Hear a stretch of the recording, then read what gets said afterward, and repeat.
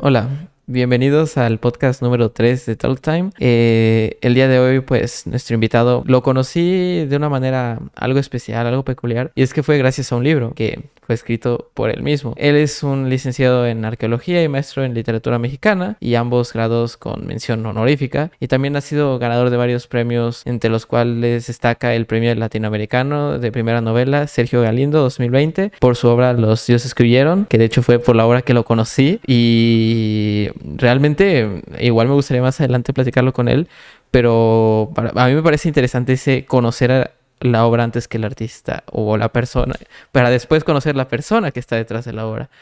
Pero bueno, sin más, les presento al invitado de hoy, que es Max, y dentro ya estás, Max, en primer plano. Hola Gerson, ¿qué tal? Muchísimas gracias por la invitación. Muy contento de estar aquí contigo y con quienes estén escuchando. Ok, pues bienvenido. Aquí vas a ser siempre bienvenido. Igual espero que sea el primero, pero obviamente habrá más versiones. De hecho, ya está planeada, ya está planeada. Pero bueno, tengo unas preguntitas. Va a ser también plática, va a ser acá fluido. Podemos extendernos como tú gustes. Sí, Las gracias. preguntas son más que nada como una base.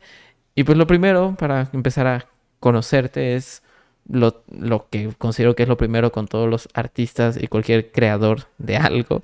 Y es conocer el cómo fue que empezó todo. O sea, cómo encontraste ese gusto por la escritura, cómo encontraste y cuándo te encontraste a ti mismo haciendo lo que haces. Eh, bueno, desde siempre me llamó mucho la atención la historia. Desde niño yo quise ser arqueólogo, entonces eso influyó mucho para que después el interés en la arqueología se convirtiera en un interés en general, ¿no? Por la historia de la humanidad. Y ya estudiando arqueología, empecé a publicar. Sí, siempre me gustó también la literatura, ¿no? Pero ya estudiando arqueología, me llamaba mucho la atención estudiar también letras o alguna carrera de artes. Me gustaba mucho la fotografía en ese entonces. A la fecha todavía me gusta, pero en ese entonces me llamaba mucho la atención la creación artística en general. Y comencé a publicar algunos cuentos en revistas, así en distintas plataformas. Y ya para el momento en que egresé de arqueología, yo ya tenía muy claro que quería continuar con un posgrado en literatura, pero lo que no sabía era que me quería dedicar directamente, ¿no? a la literatura, y estando en la maestría de literatura mexicana, eh, pues empecé a escribir lo que fue mi primera novela, y esa primera novela pues tuvo la fortuna, ¿no? de haber obtenido el premio que obtuvo, y ya todo lo demás pues ha sido, digamos, un plus, ¿no? La escritura de cuento, de poesía, de ensayo. Yo creo que lo que más me llama la atención y lo que desde hace muchos años he estado leyendo con mayor fruición es el género de la novela. Específicamente creo, sin darme cuenta, inconscientemente, de novela histórica, pues porque de ahí es donde se juntan las afinidades, ¿no? De lo arqueológico, lo histórico, lo literario. Y también es por lo que me he decantado para escribir ficción histórica, novela histórica. Y ya yo creo que esa pasión pues fue la suma, ¿no? De muchas pasiones de la infancia, de pasiones de la juventud, que poco a poco se fueron afinando. De hecho, a destacar y muy importante que tú el debut lo aventaste al 100, o sea, porque tu novela debut, bueno, fue premiada y ha sido muy bien recibida, y yo que pues la leí, o sea, para mí no me parece, bueno, igual y no te voy a ser honesto, no he leído nada más tuyo, pero es lo único que leo, pero yo no, o sea, yo no diría que eso es la primera novela de alguien, ¿no? Es, Gracias. Sí, es... bueno, sí, ha sido interesante esa recepción, porque muchos me han dicho algo parecido, ¿no? Que no parece una obra de primera novela, pero también yo creo que influye el hecho de que yo casi no leo literatura contemporánea, ¿no? Entonces no, aunque tengo muchos amigos escritores de mi edad, o sigo mucha gente en Twitter, ¿no? De que escriben, que tienen mi edad, unos años más, unos años menos. La verdad es que ya sea por morbo o por cariño, no, no me he adentrado mucho tampoco a leer a mis contemporáneos. Entonces yo no me doy cuenta de qué va la literatura contemporánea. Yo he sido fiel como a mis gustos de toda la vida y yo creo que eso ha permitido marcar un perfil literario, ¿no? Por supuesto que participo en talleres con amigos y de repente nos juntamos, leemos el cuento de alguien, lo tallereamos, lo trabajamos, pero tampoco conozco a grandes rasgos la obra, ¿no? De algún autor que sea, digamos, de mi edad, que sea contemporáneo mío.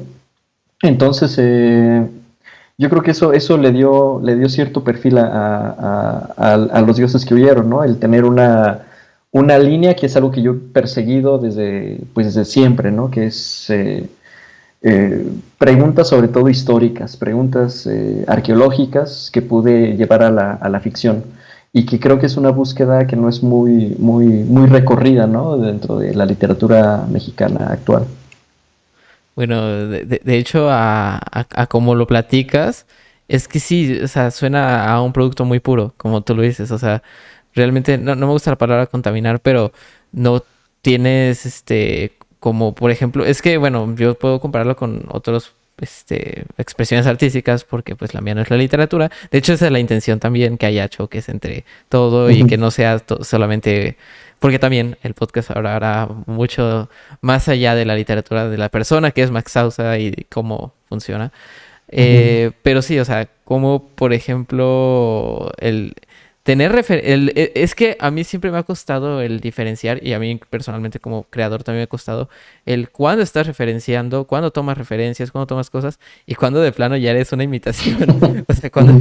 cuando ya te contaminó tanto tus referencias o te contaminaron tanto las ideas que tomas de alguien más, al punto de que ya tu producto ya no es tanto tuyo, sino como es el collage de las ideas de todo lo que has recolectado. Así es, sí. Y curiosamente yo creo que mi novela es un collage, ¿no? Justamente, pero también es un collage matizado por mi propia experiencia, eh, pues como una persona que anda en este mundo, ¿no? Que anda con esos intereses. Porque es una novela que, si bien habla de distintos episodios de la conquista y de la colonia en América y específicamente en México, en realidad todos los personajes que yo fui construyendo eh, fueron personajes que yo también a su vez leí durante la carrera, durante la maestría. Hablan de lugares que yo he visitado, entonces yo al visitar esos lugares me pongo en sus zapatos de esos frailes, de esas monjas, de esos viajeros del siglo XIX, del siglo XVII. Entonces, por un lado, recorto las obras de esos personajes y por el otro les doy una empapada, ¿no? De mi propia visión del mundo. Entonces, sí, se vuelve difícil ya diferenciar, ¿no? Las referencias de la propia creación. Sí. De hecho, volviendo un poco a eso, a mí tú, por cierto, voy a estar repitiendo mucho.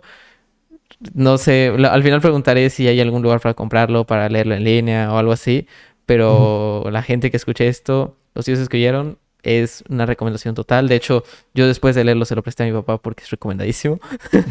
Recomendadísimo. Gracias. Cómprenlo si es que hay lugares para comprarlo, porque también eso no sé. O léanlo. Lo dejaré en la descripción. Las alternativas las dejaré en la descripción. Pero a mí, por ejemplo, que me gusta. El hecho de leer, a mí casi siempre me genera. No sé por qué, pero siempre que estoy leyendo me siento como. No quiero que sea una visión muy romántica, pero me siento como un niño.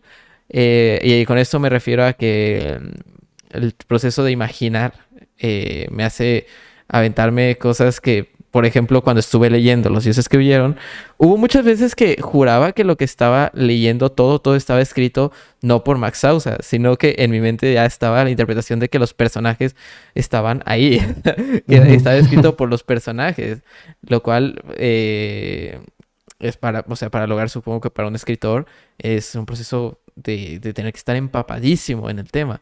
Porque, bueno, también, por ejemplo, supongo que al escribir una de las cosas más difíciles es que pues no tienes un público. Y que un público, por ejemplo, puede decirte, como yo, que te puede decir, vaya, todo el momento me atrapó como si fueran los personajes reales relatándome la historia. O de plano alguien que te diga, es que es imposible que este personaje, por los hechos históricos, en este momento, con este material, o en este entonces todavía no existía esta cosa, o sea, que ya te conecte todo. O sea, tienes que tener satisfecho todo eso, y para eso es una cantidad estudiada pesadísima. Y para eso, de hecho de eso, quiero que venga la siguiente pregunta, porque a pesar de que todo eso sea porque es una tarea, como casi todas, pero cuando una tarea bien hecha es así, pero es una tarea súper compleja, súper de muchísimo tiempo, de muchísima dedicación, y quiero saber qué es eso grato que te devuelve la escritura, o qué es lo que más disfrutas de la escritura, para que digas, ok, valió la pena, o sea, el carajo, valió la pena todo el tiempo invertido, o sea, incluso independientemente no sé, de los dioses que huyeron en general. Sí, tocaste una palabra muy importante que es infancia, divertirse. En realidad, creo que en cualquier arte, ¿no? Y creo que en cualquier cosa, medio que uno haga, si no te diviertes no vale la pena. Entonces, en efecto, a mí me divierte mucho escribir porque me hace sentir como un niño jugando Lego. Yo soy un fan tremendo de los Legos y no hay nada más parecido a jugar Legos que escribir una novela, porque estás con cada detalle, eliges a tus monitos, los estás poniendo aquí y allá, les cambia las cabezas, les cambia los pantaloncitos, les cambia las manos, haces todo, ¿no? Con el Lego. Entonces pues te vuelves un dios, tú te vuelves un dios de ese mundo que construyes. Entonces, yo creo que el papel del novelista es es muy parecido. Eh, Eso es de lo que más disfruto al momento de escribir, ¿no? El tener el control absoluto de ese universo que mejor que mal, más o menos dominas, ¿no? O puedes empezar a dominar. Eh, pero de las cosas más bonitas, una vez escrito, pues yo creo que es que te lean, ¿no? Que te lean y que a la gente le guste, o incluso que no le guste, pero que te dé una apreciación. Yo creo que es muy, muy bonito, ¿no? Porque pues muchos de mis amigos escritores no me han leído, ¿no? Y yo creo que por eso siguen siendo mis amigos. Entonces, muchos, y algunos que no son mis amigos, me han leído, y me han leído con mucho interés, y me han leído con mucho detenimiento, que a veces uno también no se da cuenta de las cosas que dice, ¿no? Y que es impresionante la recepción que uno puede llegar a tener en una sola persona, que te haga reflexionar tantas cosas que en tu vida creíste haber dicho, y que sin embargo al parecer ahí están. Yo creo que eso es muy gratificante, que la gente vea fragmentos de ti, de tu alma, que tú mismo no habías visto, ¿no? Y eso yo creo que vale mucho la pena. Cuando tu obra tiene algún eco, y entonces alguien, por ejemplo, hace una pintura a partir de tu novela, yo creo que es algo que es invaluable, ¿no? Cuando hace stickers, yo creo que eso son cosas que aparte no te esperas, porque no se la pides a nadie, no le pides a nadie como Sor Juana no pidió que escribieran un monólogo imitándola, como lo hice yo, ¿no? O sea, el pensar que lo que yo he hecho inspira a otras personas a hacer otras cosas, yo creo que es de lo más bonito, y de lo que no tiene ningún precio, ¿no? Y ningún premio se equipara a esa sensación, ¿no? A esa satisfacción. Y por ejemplo, aquí te podría poner un ejemplo, ¿no? ¿Tú has escuchado? Estoy seguro que no, porque nadie lo conoce. A Charles Proudhon. Charles Proudhon fue el primer premio, no, creo que fue el primer premio Nobel de literatura. Nadie lo conoce, nadie lo recuerda. Fue un poeta de tercera categoría, pero ganó el premio Nobel de literatura y se lo quitó a Lev Tolstoy. Y Tolstoy, pues, es el. Yo creo que Cultura es de general. No, es de las cosas más inmensas y más maravillosas de este mundo, ¿no? Entonces, a lo mejor Tolstoy pierde el premio Nobel de literatura, pero se gana el amor y el cariño de miles de millones de lectores a través de las décadas y de los siglos. O sea, eso es lo verdaderamente invaluable, ¿no? Más allá pues sí, de las otras manifestaciones, ¿no? Que que te puedan hacer. Yo, por ejemplo, aquí, por ejemplo, en México ocurre mucho que, que el Estado, bueno, actualmente no, pero antes con el PRI invertía mucho, ¿no? En conmemorar, vamos a hacer un busto de Alfonso Reyes, vamos a hacer un busto de Octavio Paz, de José Emilio Pacheco, de Rosario Castellanos, qué sé yo. Pero pues esas son cosas efímeras, ¿no? Los bustos, el nombre de una calle, el nombre de, qué sé yo, de eso no vale, ¿no? Eso en realidad no vale. Lo que importa es pues que Rosario Castellanos, que Octavio Paz, que Alfonso Reyes sean leídos. Eso sí es el gran mérito, ¿no? De un escritor, que se le recuerde en el tiempo por sus obras y no por su figura. El verdadero fin del artista, sí, Así es así. producir, es generar algo en el que lo está consumiendo. Pues vaya, de hecho, estamos moviéndonos de manera frenética con las preguntas, porque escuchando lo que me dices, me adelanto a lo que podría ser la siguiente pregunta y ya aprovechando que venimos eso para hilar y para no perder ese, de eso de lo que venimos, es complicada. Sé que es una pregunta complicada y de hecho te la voy a simplificar un poco porque la escribí como tus mejores momentos como escritor, pero, o sea, no como lo más grato, sino mejores momentos tal, o sea, el día que X, el momento que X, eso. Ay, perdón. Pero ahora hablándolo, no, quizás no el mejor momento de tu vida como escritor, pero quizás el que más pronto se te venga a la cabeza o te digas este recuerdo, alguna anécdota. Mm, eh, híjole, bueno, es que son muchas y son mínimas, ¿no? Son cosas pequeñísimas, cosas, no sé, por ejemplo, el día que recibo el premio, por ejemplo, bueno, más bien el día que me notifican que gané el premio, yo estaba en Oaxaca, acababa de llegar, eran las 8 de la mañana, iba yo pues con mis amigos a la boda de un amigo de la carrera, y ese día en la mañana pues me notifican, y estando en la ciudad de Oaxaca, y no sé, o sea, son cosas como esas sensaciones, ¿no? Que además también es muy bonito compartirla con los amigos, ¿no? Uno se da cuenta cuando los amigos se alegran de uno, ¿no? Pues por los logros, por los méritos, por qué sé yo. Poder compartir eso, eh, o viajar a algún lugar que incluso ya lo has escrito, ya lo has descrito porque lo has leído muchísimo y verlo por primera vez, yo creo que es una sensación que no tiene parangón, ¿no? Y darte cuenta de que hay una imagen mental de un paisaje que puede coincidir o no con lo que ya habías escrito porque lo habías leído, referenciado en algún lugar. Yo creo que ese tipo de experiencias no tienen un punto de comparación, ¿no? Y son cosas que solamente tú te das cuenta, solamente, o de repente estar tú pensando algo en el papel de un personaje y de repente, no sé si actúa el inconsciente, no sé si actúa el espíritu de la época, y de repente te vas a un pasaje de las obras de ese personaje, y de repente es exactamente lo que tú ya habías pensado, ¿no? Es decir, ya te habías adelantado a la mente de ese personaje. Me pasó, por ejemplo, con un historiador del siglo XVIII, que es Francisco Javier Clavijero, a quien yo admiro muchísimo porque era un jesuita que genial, extraordinario. Era un hombre con una sensibilidad, con una sagacidad extraordinaria. Y yo lo estaba leyendo tanto y me estaba empapando tanto de él para hacer el personaje que de repente un día yo estaba intentando pensar como clavijero y el clavijero de mi mente decía, a los historiadores de mi época les falta juicio y les falta un mayor compromiso con la verdad. Y de repente voy a las obras de Clavijero y me encuentro, no esa frase, pero sí una construcción muy parecida, ¿no? Entonces, Wow.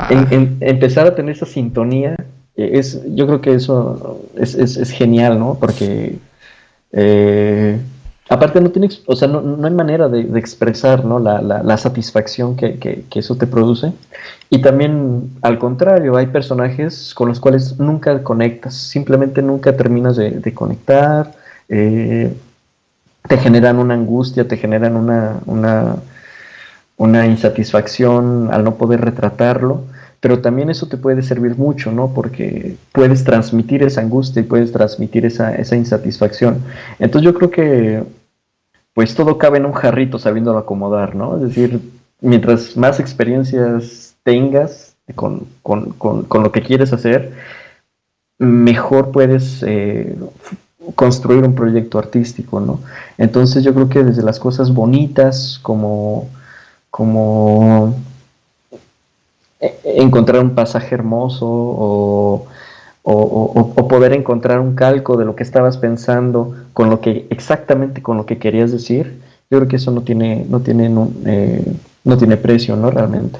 Es una satisfacción ahí que va más allá del Maravilloso. momento. Sí, que va más allá y que le permite a tu intuición saber que vas bien, saber que vas por un buen camino. Porque también cuando la obra no va por un buen rumbo, la intuición te lo dice, ¿no? Y bueno, aquí aprovecho, ¿no? Para desmentir un poco. La verdad es que Los dioses que huyeron no es mi primera novela. O sea, hubo muchas antes, hubo muchos intentos, bodrios, bocetos, que no cuajaban, simplemente no cuajaban, ¿no? Historias muy distintas, historias muy alargadas, muy eh, estiradas. Y de repente cuando empiezo Los dioses que huyeron, mi propia intuición me decía que estaba bien, que iba por un buen rumbo, ¿no? Ese proyecto. Entonces hay que seguir esas intuiciones. Yo creo que esa es una de las mejores cosas que te puede dar la mente, ¿no? La intuición. De hecho, la intuición, no sé cómo considerarlo, supongo que habrá estudios y de todo, pero la intuición es algo que puede ser interpretado de una manera muy mágica, porque realmente si te guías por la intuición te va a decir qué hacer y qué no hacer, es como algo, no sé, increíble. A todos nos ha pasado, o sea, como de, no debía haber hecho esto. ¿Y por qué no debía haber hecho esto? Porque tú ya sabías como que algo no iba por ahí, o sea, como que las cosas no iban por ahí. Y muchas veces es mejor ahí tirar, o sea, decir, aunque lleves horas, aunque le hayas puesto tu corazón encima, pues eso puede cambiar, o sea, puedes irte Sí, moviendo, no estancarse, nunca estancarse por, no sé, y es que no me gusta dejar las cosas a medio camino. Hay veces que hay cosas que de plano o las dejas a medio camino o te vas a topar con que nunca va a tener un final, o sea, nunca. así es. Así es. Sí, sí, hay que tener mucha humildad en ese sentido, ¿no? La humildad de... Y por eso es bueno juntarse con gente que hace exactamente lo mismo o cosas muy parecidas. Artistas, fotógrafos, escultores, arquitectos. Hace rato te decía algo muy ingrato de mi parte, ¿no? Que era, no leo mis contemporáneos. La verdad es que sí los leo. Solamente que precisamente uno hay que saber distanciar, ¿no? Poner una barrera de hasta qué punto el proyecto de alguien puede empapar al mío, puede ayudarme a construir algo, pero también hay que respetar lo que la otra persona quiere decir en su texto, en su pintura, en su cuadro, en su grabado, y la mano que yo le pudiera meter es mano de podador, ¿no? No es la mano del albañil, no es la mano con el picayelo, ¿no? O sea, en realidad es hay que tener humildad tanto para poder aceptar críticas como para poder darlas, ¿no? Y yo creo que de las cosas más difíciles, pero a la larga se vuelve algo muy bonito, ¿no? Y yo creo que es de lo que más se disfruta en el proceso artístico como tal. Cuando tienes la idea, cuando ya tienes un boceto, cuando tienes una idea y entre varias personas pues te ayudan a alimentarla, ¿no? A nutrirla. Sí, definitivamente la autocrítica es en el proceso creativo, yo creo que donde se conectan, el vértice donde caen toda tu experiencia adquirida, todo lo que conoces, todo lo que sabes que te carece, a donde todo eso entra y ya en la autocrítica es como ese examen final Ujú. que, pues como cualquier examen final, es de lo más difícil que puedes tomar y que pues, casi siempre tiene dos caminos, el camino de la frustración o el camino de seguirle. Sí. Pero bueno, de hecho, hablando de todo esto de cuestiones de cómo manejas, cómo toda la ingeniería mental que hay detrás de cualquier proceso creativo, de cualquiera de todas estas cosas, me viene una pregunta que de hecho ya va a ser como pregunta ley de mi podcast porque es un tema que a mí me encanta y es un tema que me gusta tocar mucho con... No, es como no solo voy a traer artistas, pero en general con las personas, con cualquier persona que se dedique a cualquier cosa. Y es el manejo de tan infame actualmente, salud mental, el manejo de la salud mental en un escritor. Porque, Ajá. claro, la salud mental va a delimitar básicamente todo. Ahí sí no hay mucho que hacer, porque de ahí lo que puedas crear, las emociones que puedas transmitir, todo se puede limitar por eso, por la salud mental que estés manejando. Y la salud mental no es estar bien, o sea, también es eso, es que Ujú. es muy complejo. Pero ¿cómo un escritor maneja eso de la salud mental? O sea, ¿cómo, cómo delimitas cómo que te sientes, qué transmitir y todo eso? Híjole, sí, es una buena pregunta, es algo un poco difícil. Eh, bueno, yo muy personalmente, por ejemplo, siempre me ha gustado mucho el psicoanálisis, ¿no?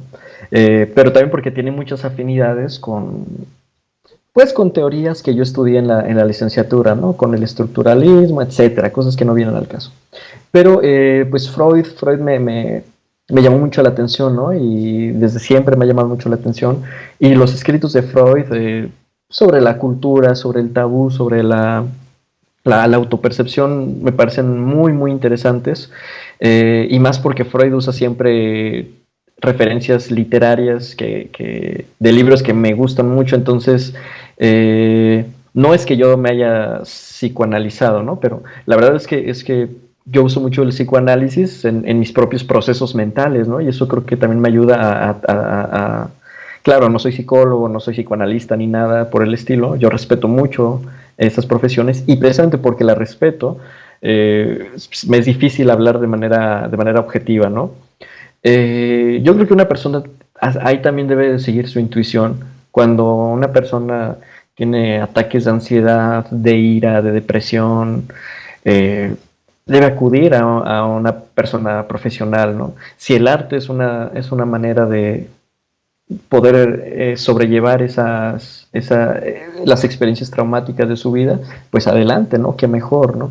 El llevar un diario, el ponerse a pintar, el ponerse a escribir, yo creo que es una de las... son siempre de las soluciones que el ser humano ha tenido toda la vida, ¿no? Antes del psicoanálisis y antes de lo que sea, el ser humano siempre se manifestó artísticamente. Sin embargo, pues no solamente se trata de eso, ¿no? No solamente es, pues me pongo a hacer acuarelas y punto, ¿no? No, realmente pues la salud mental es un tema cada vez más en boga, cada vez más importante, y yo creo que ahora tampoco me dejo mucho guiar, ¿no? Hay personas que hasta porque te tiras un pedo te mandan al psicólogo, ¿no? Entonces, no, realmente uno debe saber cuando, pues cuando una persona necesita ayuda, ¿no? Cuando, por muy artista que sea, se está pasando de la raya, pues hay que hacérselo saber, ¿no? Si es cercano a nosotros o si somos nosotros mismos, pues también tener esa madurez y esa humildad nuevamente, ¿no? Para poder pedir ayuda. Eh, y ahora el tema de la salud mental, o como se le llamaba antes, la locura, pues es una cosa interesantísima, ¿no? Que además literariamente a mí pues me gusta mucho. Muchos de mis personajes favoritos son dementes, son lunáticos, son gente que no tiene la cabeza pegada al cuerpo, ¿no? El ingenioso Hidalgo, Don Quijote de la Mancha, y la emperatriz Carlota, ¿no? De Fernando del Paso, para no ir muy lejos.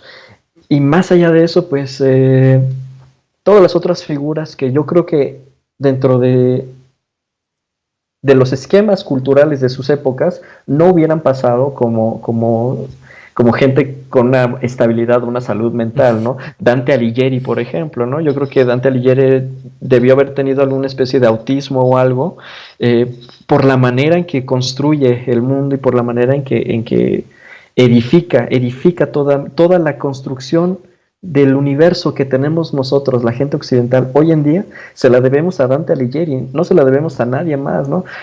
No es que él se la inventara, es que él la unificó, ¿no? Entonces, él unifica todas las ideas que había del purgatorio, del infierno, del cielo, lo va haciendo en triadas. El número 3 es importantísimo para Dante Alighieri. Son tres cantos, bueno, tres libros, cada uno con 33 cantos y se inventó un tipo de verso que es el verso tripartito, ¿no? Ahí se pueden ver manías, por ejemplo. O No, sea, no, no, manías total. una supermanía total, absoluta, ¿no? Esquizofrénica, yo diría que es esquizofrénica, ¿no? Tenemos escritores esquizofrénicos como Fyodor Dostoyevsky, ¿no? Que a mí, sinceramente, no me gusta mucho, pero cuando ves sus diarios y ves todas la manera en que escribía ese cuate, en verdad es impresionante, ¿no? Ahora, podemos ver las obras de gente que tiene una gran estabilidad emocional y mental, y a veces son obras bastante mediocres, ¿no? No te digo que una persona que no se trate en temas de salud ya por sí mismo es un genio, ¿no? Simplemente ha canalizado ciertas actitudes de su personalidad, y que en su tiempo se le permitieron hacerlo para poder hacer una arquitectura, ¿no? De su mente y de su mundo. Entonces, el mismo Cervantes, ¿no? Yo creo que Cervantes es un gran ejemplo de el gran cuerdo, una de las grandes mentes de su época, tan consciente de sí mismo, pero un hombre tan caótico, un hombre eh, yo creo que el mundo le quedaba muy chico a Cervantes, ¿no? Entonces, era un hombre que para estar a inicios del siglo XVII, sus hijas eran prostitutas, él vivía con una prostituta, era un hombre que vivía de acaudalar impuestos, o sea, era un hombre muy extraño, un hombre que no, que Errático, incluso podrías muy decir. errático exactamente, y su novela, que es la novela más perfecta jamás escrita, es una novela errática, nada que ver con la Divina Comedia, ¿no? Que es algebraica, es matemática, es geométrica. El Quijote es un cuento que se le alargó durante 15 años a Cervantes, ¿no? 10 años, de 1605 a 1615. Es un cuento, el Quijote, que le fue metiendo novelas y cuentos y episodios. Entonces, ahí hay dos ejemplos, creo yo, ¿no? De dos mentes maestras que yo creo que en su tiempo no hubieran cuadrado en los esquemas de salud mental, ¿no? De su época, que además pues no existían lugares para el tratamiento, ¿no? Una persona esquizofrénica seguramente era una persona con el demonio adentro, ¿no? Era una persona que estaba poseída y por lo tanto era propiedad de la Inquisición poder sobrellevar a esta persona. Y lo mismo en el Imperio Romano, ¿no? En en todas las épocas encontramos esquemas mentales muy interesantes que yo tampoco puedo, digamos, hacer un diagnóstico, ¿no? O sea, lo que te digo es a ojo de buen cubero, lo que voy viendo en ciertos patrones del ser humano a lo largo de los siglos y que sin duda el arte siempre es una manera de poder eh, sobrellevar ese mundo tan atroz.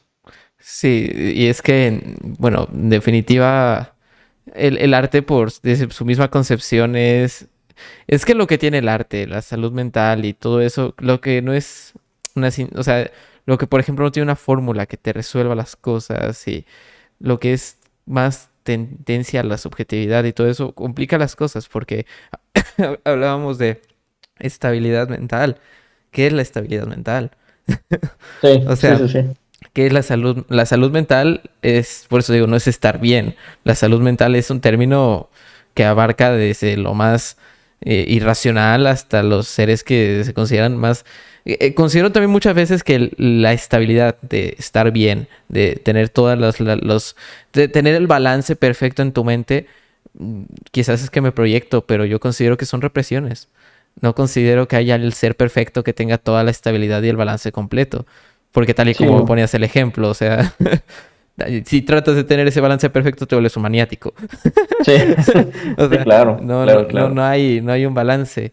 Donde que en el arte hay, y en todas las expresiones artísticas, hay un sinfín de ejemplos de cómo es que es quizás las personas que se conocen lo suficiente como para poder canalizar incluso todo ese caos, dentro de sus mentes en una obra, porque Sí. pues, realmente hay muchas veces es ni siquiera inimaginable, pasa en la música, pasa en la pintura y en la escritura y en todo. Pero Ujú. bueno, vamos a simplificar un poco más las cosas. Pero mira, el podcast, yo te lo digo desde ya, siempre ha tenido esta dirección de ir subiendo, no sé, momentos bellos, momentos gratos, y poco a poco, ahorita lo que yo llamo, vamos bajando en el iceberg. Vamos Ujú. cayendo, ya no vamos tantas risas, ya vamos más a cosas, situaciones más complicadas como poder ser la salud mental o el tema que Ujú. viene adelante, que te lo digo a ti porque sé que tú lo vives en carne propia y no conozco a nadie que me lo pueda decir mejor que un mismo escritor. Y es, ¿qué es lo que para ti consideras tus mayores, no sé, complicaciones, los muros que se te han puesto adelante o las cosas que más te han costado de ser un escritor o quererte dedicar a lo que te dedicas en Latinoamérica? Porque no podemos contextualizar en otras partes porque pues vivimos en Latinoamérica. Ujú. Eh, bueno, siempre hay claroscuros, ¿no? Yo afortunadamente, pues mi familia siempre me ha apoyado, siempre ha creído en mí, ¿no? Entonces no tuve que, no tuve que luchar contra el padre negligente, ¿no? Que, no, a mí, de hecho, yo creo que yo fui de los pocos alumnos de mi de arqueología en general, que sus papás estaban muy felices de que su hijo estudiara arqueología, ¿no? Eso no ocurre muchas veces. Entonces, desde ahí te puedo decir que no he tenido complicaciones en ese sentido, ¿no? Yo creo que los daños, los peores daños, siempre son, al menos para mí, han sido colaterales en términos de la gente alrededor, la gente en el medio. Eso ha sido tan decepcionante muchas veces. No solo en lo artístico, en lo académico, ¿no? Porque yo, aunque estudié arqueología y todo eso, yo no ejerzo la arqueología desde hace muchos años, ¿no? Y ha sido por los gremios, los gremios académicos, que también han sido una piedra, ¿no? En términos literarios. México es uno de los, desconozco el contexto de otros países, pero México tiene muchísimas becas, muchísimos premios. A veces, bromeando entre los amigos, a veces es más difícil perderlos que ganarlos, ¿no? Porque son muchísimos. Y sin embargo, la manera en que esos premios están distribuidos, prácticamente cada municipio tiene sus juegos florales, cada estado tiene su premio de novela, de crónica, y sin embargo son los mismos jurados, son las mismas personas dentro de... Es decir, aunque aparentemente hay mucha apertura, la verdad es que no hay tanta como se esperaría, ¿no? Los premios, y naturalmente los premios en México, que son de envergadura latinoamericana o hispanoamericana, pues lo ganan también colombianos, argentinos, paraguayos, costarricenses, es decir, gente de otras latitudes, además de mexicanos. ¿Pero por qué? Pues porque los jurados también son extranjeros, los jurados también son integrados por gente que no solamente se ve sus propias narices. Y, y yo creo que hay muchas, no sé cómo llamarlas, no sé cómo llamar, como envidias, como recelos que se dan sobre todo en las academias. Eh, Gente que escribe, que es compañero de la misma generación de otra persona que escribe y nunca se han llevado, y de repente los dos tienen un proyecto, uno un proyecto de revista, otro una editorial, y no, uno tiene sus colaboradores, otro tiene otros, y se compran pleitos, y es horrible. O sea, no tiene ningún maldito sentido todo eso, ¿no? Eso no tiene nada que ver con el espíritu artístico, no tiene Egos nada que ver contra con egos. egos contra egos, y aparte egos minúsculos, ¿no? Egos de no nada. Entonces eh, no lo sé, yo creo que ahí son los más grandes conflictos, ¿no? Cuando gente a tu alrededor te impide hacer algo, te impide, o porque no te invitan, que es totalmente válido, ¿no? Si yo tuviera mi revista, pues yo invitaría a la gente que quiero, ¿no? Sí. la gente que sé que trabaja al menos, ¿no? Es decir, no solamente a los amigos por los amigos, sino a los amigos que hacen cosas, o la gente que no es mi amiga, pero que sé que trabaja bien. Yo creo que eso es lo que deberían hacer las revistas, ¿no? Pero muchas veces las revistas o los otros medios, pues todo el tiempo están ellos mismos rumiando, ¿no?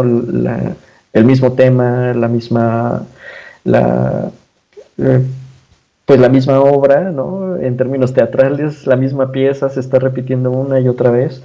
Y yo creo que ese es uno de los grandes problemas en México. Eh, Ahora también es muy interesante, ¿no? Como te digo, todos son claroscuros, cosas buenas por cosas malas. Algo que me ha interesado mucho en México es justamente cómo ha habido una gran proliferación de escritoras, de poetas. Ya se les está dando un lugar a las mujeres que yo creo que hasta hace pocos años no se tenía, al menos en México.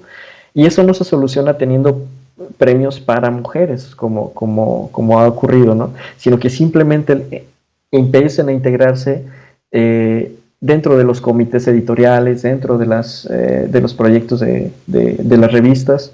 Eso ha sido, yo creo que una de las cosas pues que alientan, ¿no? Es decir, que ya ha habido un poco más de esa apertura. No voy a decir que ya todo es mil sobre hojuelas, ¿no? La verdad es que hay muchos medios donde todavía las chicas no tienen esa posibilidad, ¿no? Que nosotros los varones. Entonces pues son fenómenos sociales que a final de cuentas marcan una tendencia de nuestra época. Desconozco en otras latitudes latinoamericanas, ¿no? Cómo ocurren estos fenómenos, pero en México, a pesar de que uno gana premios, a pesar de que uno le dan las becas, de repente no te dejan publicar, ¿no? O de repente, eso es también muy interesante, es algo muy, muy interesante, ¿no? De que tú ya tienes, bueno, en mi caso, varios proyectos terminados, armados, perfectamente estructurados, que se los envías a las editoriales, a 5 o 6 editoriales, y ninguna se interesa, ¿no? Entonces, ¿por qué? ¿Quién sabe, no? Eh, pues porque uno aún no tiene el nombre, porque quién sabe, ¿no? No lo sé. Pero bueno, la verdad es que en México y quizás en Latinoamérica ganar un premio no te sirve absolutamente de nada. Claro, es un buen alivio económico, ¿no? Obtener 50, 100, 200,000 pesos, pues a nadie le caen mal, ¿no? Pero tampoco es como que un premio te abre las puertas al mundo editorial, te abre te lo da todo en bandeja de plata. Eso también es una falacia y, y bueno, simplemente es un fenómeno, ¿no? Es un fenómeno más entre tantos que hay. Bueno, pues de hecho esta pregunta venía también muy intencionada por quienes nos escuchen y pues de alguna u otra manera eh, quieran... Es que muchas veces son problemas que no tienen soluciones así sencillas, o que no están en nuestras manos, pero que saber que alguien más lo está pasando hace que no te frustres tanto, porque todo esto puede traer muchas frustraciones. Porque más que nada, las frustraciones también vienen mucho cuando, o bueno, no sé, depende también del tipo de persona. Pero a mí, por ejemplo, personalmente puedo decir que si me frustra que algo salga mal por mi cuenta, me frustra más cuando alguien es el que me pone el pie o es un tercero el que hace que tu proceso ya no pueda continuar. Porque ahí es como de, ok, aquí, ¿qué hago? ¿Cómo continúo? Porque ya no es si me esfuerzo más, si le echo más ganas, si lo perfecciono. No, ya es como un topar pared. Ahí ya es quizás hasta cierto punto, es una visión muy fatalista. Es como ya hasta aquí puede seguir mi proyecto. Que puede ser muy frustrante. Pero como tú dices, no solo son oscuros, también tiene sus lados positivos y tiene quizás algunas maneras o algunas posibles vías alternas. Así que ya como pregunta es bueno, como siguiente pregunta es cuál es tu recomendación como escritor, como persona que ya tiene un recorrido en esto, para personas que quizás apenas estén empezando o que vayan a, no sé, tener sus primeras publicaciones o que estén estudiando la carrera o cosas del estilo. Mm, bueno, yo creo que una, y la más importante es perderle miedo, sobre todo en primera instancia a los clásicos, ¿no? Nos llegan siempre como un bombardeo el nombre de Ovidio, de Virgilio, de la Eneida, ¿no? De El Quijote, de Sor Juana, y uno cuando está con miedo y no se atreve a leerlo porque subestima su propia capacidad de entendimiento, su capacidad de sensibilizarse ante una obra escrita en el siglo II después de Cristo, ¿no? O sensibilizarse ante una obra barroca. Eso es uno de los grandes topes de nuestra creatividad. Yo creo que perderle el miedo, aunque no lo entendamos, aunque no sepamos de qué va esto, empaparnos lo más que se pueda de una cultura clásica general, eh, echarle ganas también con los idiomas. Yo creo que es algo que, porque, no me refiero a que seas políglota y hables 15 idiomas, ¿no? La verdad, pues no. Pero sí a que le pierdas miedo al inglés, al francés, al italiano, qué sé yo, si todos tus escritores favoritos son italianos, aprende italiano, ¿no? Y deja de leerlos en traducciones, ¿no? Ponte a trabajar tú en ese idioma que te interesa. Yo creo que eso es algo muy impresionante porque de repente te encuentras a ti mismo pensando en otro idioma, algo que no podrías pensar en tu propia lengua, ¿no? Por la diferencia del vocabulario, de la sintaxis, qué sé yo. Es algo que ayuda muchísimo al proceso de creación. Tampoco, obviamente, rendirte ante esa gente estorbosa que finalmente es eso, finalmente es un estorbo, es una piedra más. Ser muy fiel a tus intuiciones, todo lo que te diga la intuición que va bien, tú síguelo, lo que la intuición te diga que está mal, termínalo, déjalo allí.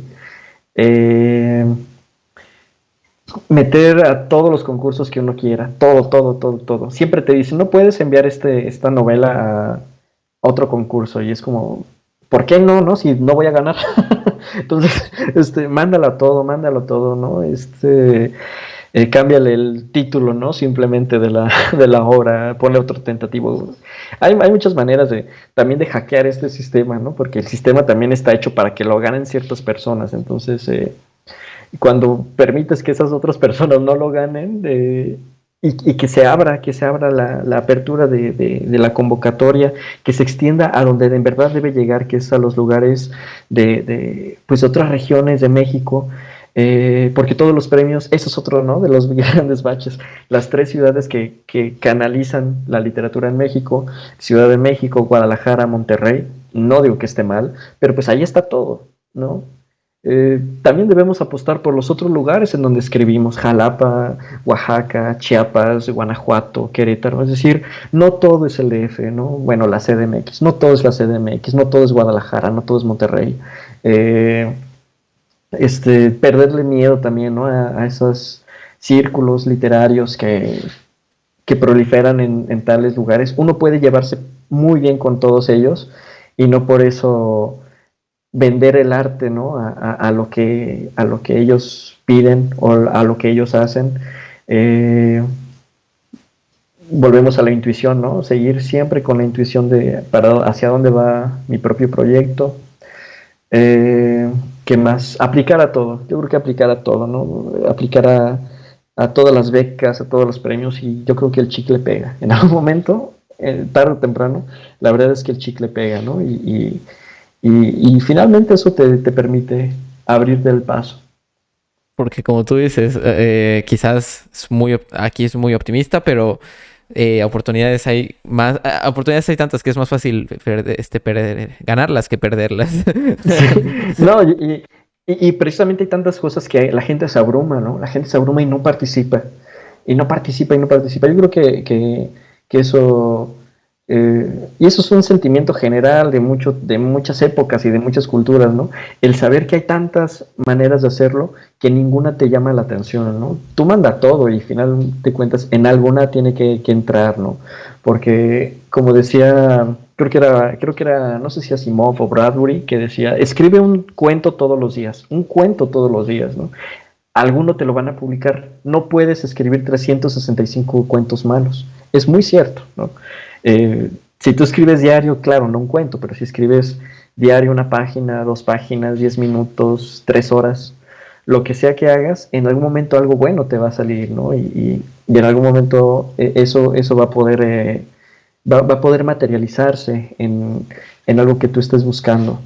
Y tampoco tener la prisa por publicar, la verdad es que eso le hace más mal que bien, tanto al escritor como a cualquier artista, ¿no? No es que uno se arrepienta, pero es que cuando publicas desde muy joven y de repente dices, bueno, esto lo pude trabajar mejor, ¿no? Esto lo pude hacer de otra forma y eh, yo creo que mejor hay que madurar las ideas, juntarlas, hacer la criba, ¿no? Como con la arena.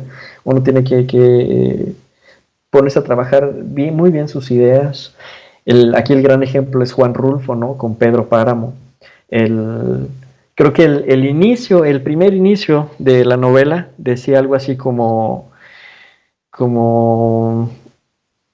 me fui a Cacahuamilpan porque me dijeron que allá vivía mi padre. Eso no tiene nada de poético, ¿no?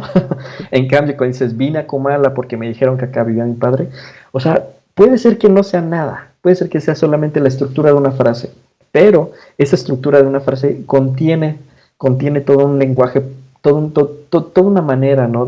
Hay una distancia entre me fui a Cacahuamilpa a vine a Comala, ¿no? Contarlo en un pasado abstracto a decirlo en un presente muy concreto, ¿no? Vine a Comala, ¿no? Entonces, mientras más trabajas, mientras más piensas en la manera de cómo decir las cosas, es más fructífero. Ahora también algo que yo creo que nos abruma en la juventud al momento de empezar es que yo quiero decir algo nuevo, ¿no? La verdad es que no vas a decir absolutamente nada nuevo.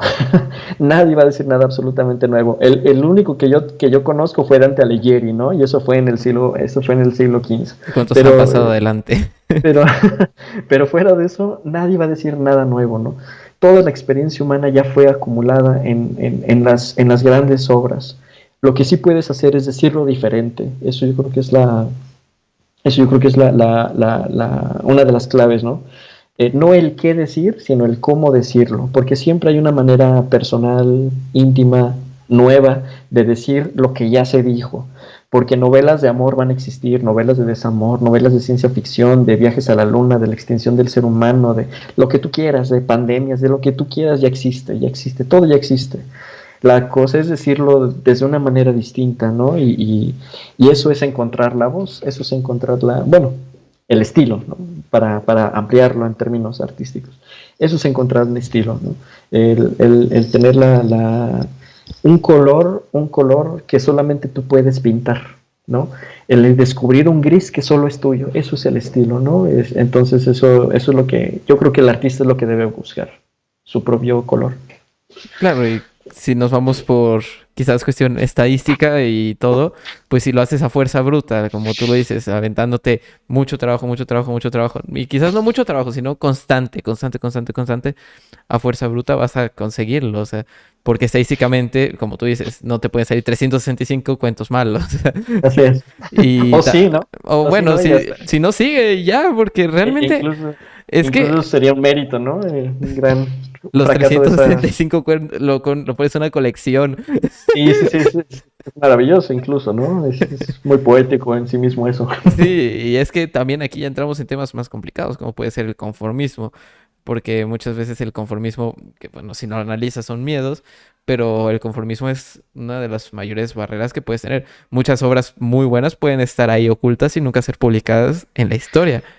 Así es, al menos en un artista que apenas descubrí, que me enseñó un amigo a partir de un documental de Movie, es Daniel Johnston. Daniel Johnston y está muy a propósito de la salud mental. Daniel era un tipo de una personalidad bipolar que tenía enormes problemas psiquiátricos y es uno de los grandes cantautores de todos los tiempos, ¿no? Y este cuate está prácticamente olvidado, sepultado, ¿no? Bajo la imagen de Bob Dylan y de David Bowie y John Lennon, grandes artistas también, pero pero Daniel Johnston, que es de los años 80 y que de hecho falleció hace muy poco, yo creo que es un artista interesantísimo, ¿no? Y yo creo que vale mucho la pena, por ejemplo, ¿no?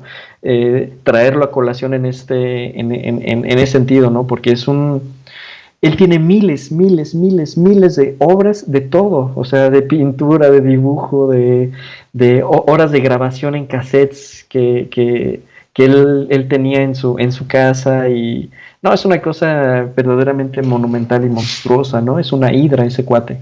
Eh, y sí, finalmente yo creo que también hay esas grandes figuras, ¿no? Ocultas que qué bueno que se queden ocultas, ¿no? Porque son grandes tesoros también para el espíritu humano que uno yo creo que debe merecerlas, ¿no? Hasta cierto punto, merecer llegar a ellas.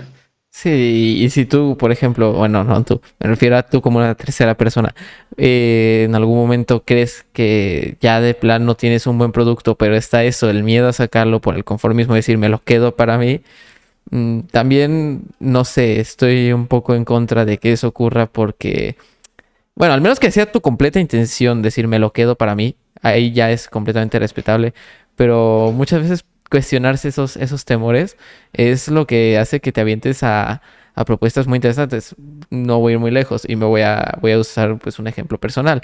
Este podcast no estuvo, o sea, está a existir y no existir cada momento que lo pienso. Es como de, wow, qué increíble idea del podcast tengo, los invitados son acá superior, todo, pero luego es como, y yo estoy dando la talla, yo puedo ser un buen host, no hay como 400 podcasts mejores que yo en español, y ahí, o sea, todo, o sea, también aceptar eso, o sea, y contrarrestarlo de alguna manera con, yo qué sé, pura, a ser aventado, diría yo. Es necesario salir de ese conformismo en el cual tú mismo te proteges de que, no sé, el ojo público pueda ser...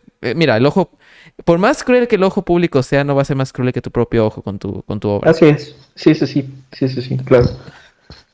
Así que, Sí, sí, la osadía lo es todo en el arte, la verdad.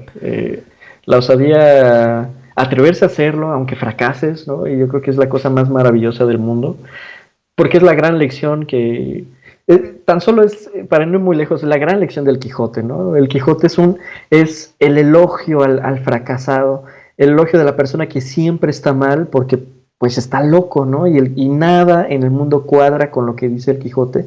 Y sin embargo, el Quijote siempre va a haber siempre va a haber un monstruo en un molino de viento, siempre va a haber una mujer hermosa a la Dulcinea del Toboso en su amada, ¿no? En la porquera esta que no, que de hermosa no tenía nada, siempre va a creerse un caballero andante, ¿no? El de la triste figura, el de la armadura, no sé qué, y sin embargo es un papanatas, es un tipo que no hace nada de su vida, es un gran elogio al fracaso, y sin embargo el Quijote nunca se rinde hasta que la muerte lo llama, ¿no?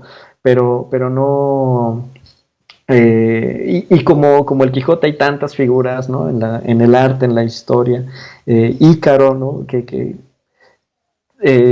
Su papá Dédalo le pone las alas de cera y le dice, pero no vayas a intentar volar más alto que yo porque el sol va a derretir la cera de tus alas, ni vueles más bajo porque el mar te va a tragar.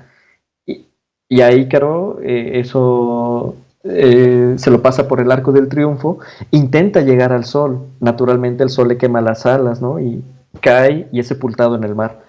Lo bonito de Ícaro es que lo intenta, ¿no? Es que intentó llegar al sol. Y lo mismo con Faetón, cuando agarra la carreta de su padre, de Helio, del sol, que trae el día y la noche, eh, pero le daba miedo traerla porque era muy joven para traer el carro del sol, ¿no?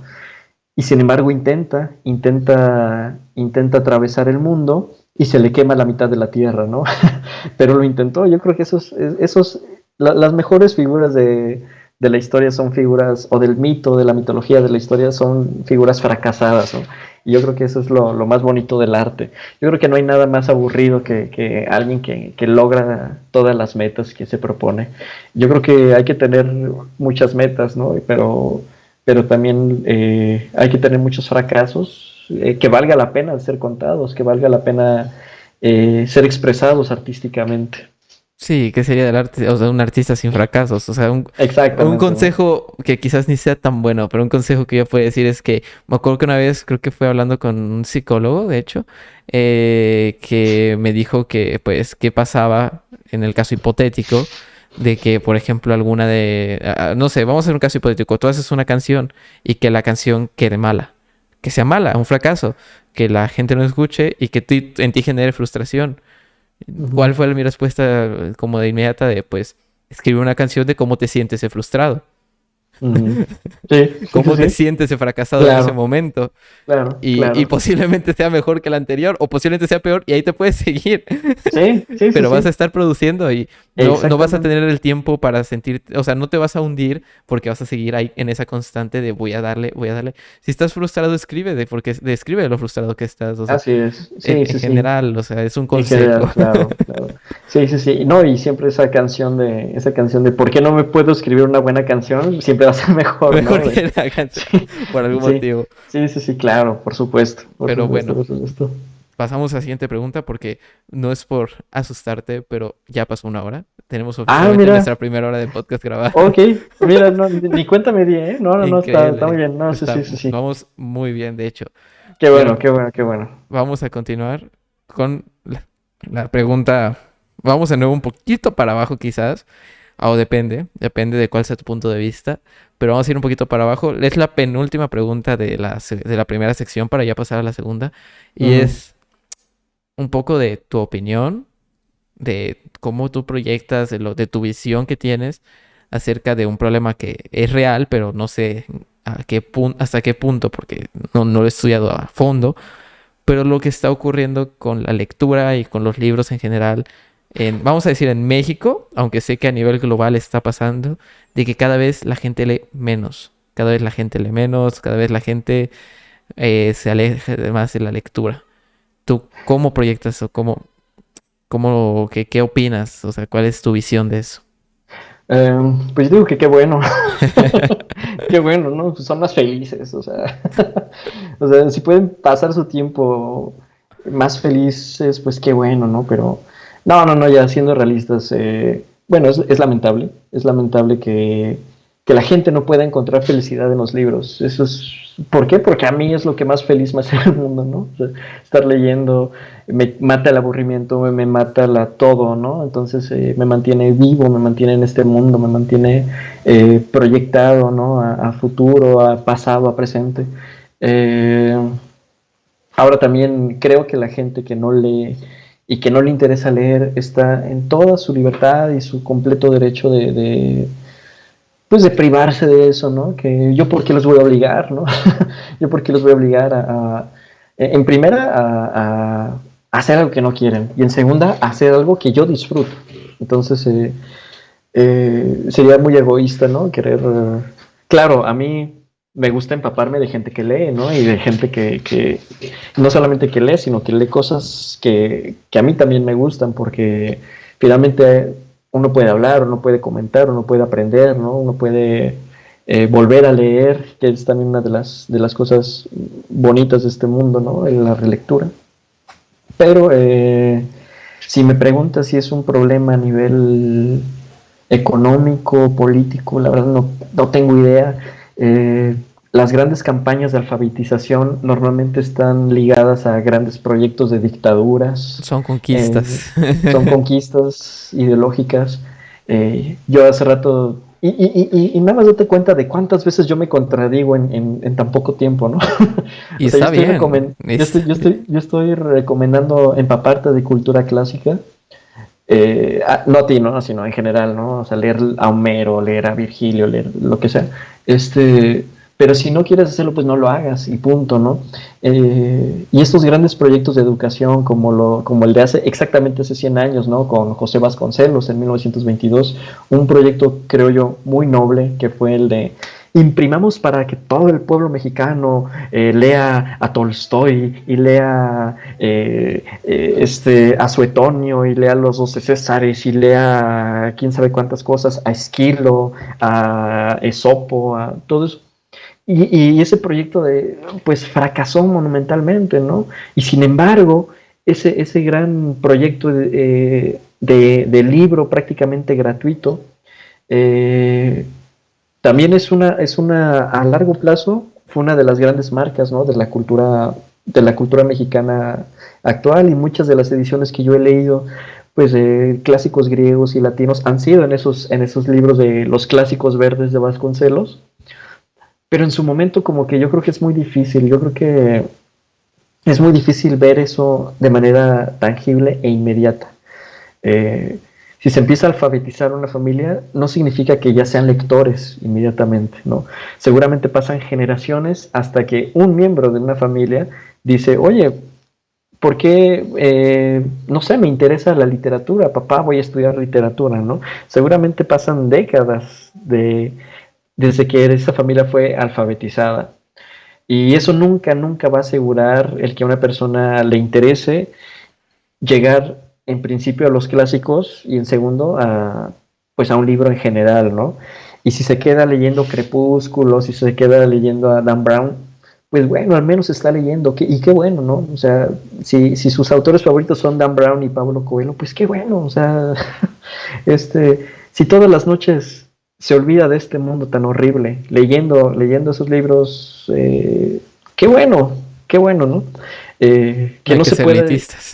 sí, sí, que no se tenga que preocupar por la vida de Pierre Besuhoff y o sea, de personajes, no sé, de Tolstoy, de Guerra y Paz. Qué bueno, ¿no?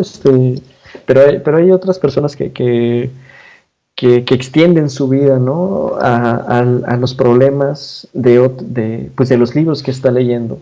Y, pues es algo también muy, muy extraño, porque no es algo que tenga tantos siglos, tiene 5 siglos, ¿no? El libro como lo conocemos hoy tiene 4 siglos, entonces el hecho de que siga existiendo ya es una ganancia, ¿no? Independientemente de cuánta gente lea, yo creo que el hecho de que aún existe el libro físico es una gran ganancia. Y realmente, dando opiniones, yo no creo que el libro desaparezca. O sea, por ejemplo, quizás lo que ocurra es que se vuelva más de nichos o cosas del estilo, a donde la gente que disfrute de volver a leer un libro. Porque lo que siento es que la gente que disfruta de contenido rico, de contenido que mantenga, que aporte, siempre va a seguir existiendo. Los métodos están cambiando. Actualmente, yo que sé, videos, audiolibros o simplemente audios están dominando las redes. O sea, el podcast, que es un lugar donde obtienes fuentes de información, lo está dominando. Por ejemplo, como escuché en un podcast, estaban dando el ejemplo de cómo hay películas o adaptaciones juveniles que están contando mitología griega, como podría ser lo de Percy Jackson, hablando de acá de libros pues más pues no son juveniles, hasta lo que tengo entendido. Eh, pero es eso, o sea, están cambiando igual donde la gente consume el contenido. El libro pues lleva 500, igual no va a desaparecer, lleva muchísimo tiempo y quizás a donde está ocurriendo más la crisis de la lectura también fue aportado por el internet y por quizás lo audiovisual, la proliferación del audiovisual, a donde la gente pues, no sé, que quiere saber de que quiere tener alguna historia cercana, no va a buscar un libro o una novela, sino que prefiere ir a ver una película o cosas del estilo. Igual ¿cómo se llama? No hay una forma de predecir qué vaya a pasar con el libro, qué vaya a pasar con la lectura, pero por ejemplo lo que dices de las alfabetizaciones, yo como persona que está estudiando de la educación, eh, sí estoy algo en contra de las alfabetizaciones que han existido de la gran parte de las alfabetizaciones que han existido hasta ahora en México. No voy a hablar de otras partes porque desconozco, pero en México las alfabetizaciones son agresivas, son demasiado agresivas. Sí, son agresivas. Sí, De así hecho, es. existe el término alfabetización musical. Yo soy estudiante de educación musical, que ha sido de las cosas que me parecen un poco, no sé, de lo típico. Tiene una buena intención, pero en el fondo puede ser, o es una herramienta que se puede usar como un arma, perfectamente. O sea, perfectamente puede ser un arma. O sea, como lo lo dijimos hace un momento, puede ser usado por una conquista Sí, intelectual, que la así conquista es. intelectual es el punto más peligroso de una conquista, porque Así ya es. dominaste a la población totalmente, donde que política y socialmente los libros se puedan ver como eso, como una conquista, como un arma más que como una herramienta, como lo que es una expresión artística, es, no sé, desde mi punto de vista, también quizás deberíamos ya entonces contextualizar un poco más a fondo de qué define cada quien como lectura, porque Claro, claro, claro. Eso de qué define cada quien como lectura, porque si nos ponemos a pensar en términos muy frívolos, uno en realidad está todo el maldito día leyendo, porque todo el maldito día está leyendo lo que publicó Chuchita en Facebook, lo que el WhatsApp de mi novia, el todo eso. En realidad todo el día estás leyendo, todo el día, todo el día, todo el día, todo el día, todo el día, todo el día, ¿no? Yo creo que unas 6 o 10 horas al día estás leyendo, aunque sean mensajitos de WhatsApp, pero si nos ponemos a pensar, esos instantes que uno está leyendo contenido inmediato de las redes sociales, si lo juntas, si lo aplastas, en realidad es como haber leído, no sé, media novela, ¿no? Es como haber leído unas 40, 50 páginas en unos 2 días. Entonces, cuando te das cuenta de que en realidad todo el día estás leyendo, puedes transformar ese tiempo ok, bueno, en vez de estar 5 horas en Facebook, en Instagram, en TikTok, en lo que sea, voy a usar 2 horas para leer un libro. Y eso yo me he dado cuenta que a mucha gente le ha servido, ¿no? Cuando se da cuenta de que en realidad toda su vida, y sobre todo a partir de la pandemia, está empapada, ¿no? de información, ha podido traducir ese tiempo en momentos de lectura, ¿no? Y eso es creo que una especie de ganancia que pues se le va de las manos al Estado o a quien regule, ¿no? Todo eso. Y sin embargo son herramientas que algunos escritores han podido aprovechar, ¿no? Hay escritores que ya han escrito novelas en Twitter o los famosos hilos, ¿no? Un hilo, el hilo este de Miley Cyrus, ¿no? No me acuerdo de quién fue. O sea, eso era, si tú lo pones en papel, yo creo que eran como 50 cuartillas, ¿no? Era como haber comprado un libro y haberlo leído, ¿no? luego los periodistas en Twitter, las extensiones que se Claro, claro, avientan. claro, claro, ese es otro, ¿no? Ya pones la noticia en el hilo de Twitter, y ya ni siquiera abres la nota porque ya está todo extendido. Entonces, sí, depende mucho de qué consideremos como lectura, ¿no? Todas las personas. Y ahora también, yo por ejemplo, yo no leo en mi computadora, porque me cansa mucho la vista y porque no me gusta, ¿no? A mí me gusta el libro físico. Pero ya hay muchas plataformas, por mencionar la más básica, ¿no? Que es Wikipedia, que ya tiene obras completas de muchísimos autores, ¿no? Y luego más allá de todas las otras plataformas para descargar los EPUB y los PDFs y todo eso, yo creo que el mundo del libro está más vivo que nunca, ¿no? Y de repente leer el artículo, no sé, de Enrique Serna en La Jornada, me hace pensar, oye, qué buen escritor es Enrique Serna, ¿no? Voy al Sambors y me compro el libro de Enrique Serna. Entonces, es un gancho, finalmente, ¿no? El medio electrónico no creo que sea el fin para el escritor, sino uno de los medios, uno de los tantos medios que tiene, ¿no? Para atrapar un grupo de lectores, un grupo de seguidores, no lo sé. Entonces, definitivamente, casi que una conclusión simple podría ser de la escritura, digo, la lectura y los libros no están muriendo, están transformándose Sí, totalmente. sí, están transformándose, sí. Sí, sí, sí. Y pues para cerrar esta primera sección de acerca de ti, de más contexto de qué te dedicas y todo eso, vamos a cerrar con broche de oro. Y es con una pregunta que igual me gusta hacer. Y que ya te iba a decir son complicadas, pero es que hasta ahora creo que todas han sido complicadas. Y pido perdón por No adelantado. te preocupes, no, muy Pero, bien. y ya mencionando que eres una persona que ha escrito una novela, que ha sido publicada, que ha sido premiada, sé que puede ser, para mí me parece complicado imaginar cuál puede ser la respuesta, pero ¿cuál es tu proyección o si lo quieres llamar de otra manera más bonita, sueño que tienes así principal con tu carrera general? Ah, pues que sobreviva, ¿no? Una generación. O sea, una, una novela que no pasa de la mesa de novedades, pues vaya, no vale la pena, ¿no?